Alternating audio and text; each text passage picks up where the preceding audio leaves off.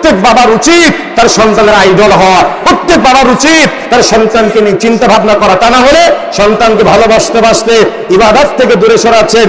আপনার বৃদ্ধ বয়সে আপনার সন্তান আপনাকে বৃদ্ধাশ্রমে পাঠাবে, ডানে যেতে বললে বামে যাবে, বামে যেতে বললে ডানে চলে যাবে। আর কিয়ামতের মাঠে আপনার সন্তান আল্লাহকে বলবে, আল্লাহ আমার বাবা আমাকে ইসলামের আদর্শ মানতে বাধ্য করে নাই, আমার বাবা আমাকে শিক্ষা দেয় নাই, আল্লাহ আজকে তো আমি আমার বাবাকে না নিয়ে আমি একা একা জাহান্নামে যাব না। আপনার সন্তান অভিযোগ করবে আপনাকে নিয়ে, তখন আপনি কি বলবেন জানেন? একথা আল্লাহ নিজে বলছেন, অকালাল ইনসানু মা লাহা।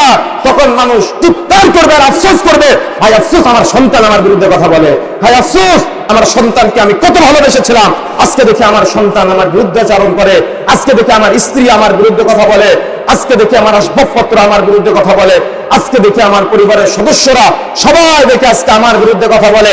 বলেন তো সেদিন যদি আপনি চিৎকার আর আর্তনাদ করেন, সেদিন কি আপনার সন্তান আপনার জন্য কোনো মায়া দেখাবে? আপনার স্ত্রী আপনার জন্য কোনো মায়া দেখাবে? আপনার পরিবারের সদস্যরা আপনার জন্য কোনো মায়া দেখাবে? কোনো মানুষের কোনো উপকারে আসবে না কিয়ামতের মাঠে। এই জন্য সেদিনের মায়া নয়, বরং এখন মায়া ত্যাগ করে সন্তানকে আদর্শিত করতে হবে।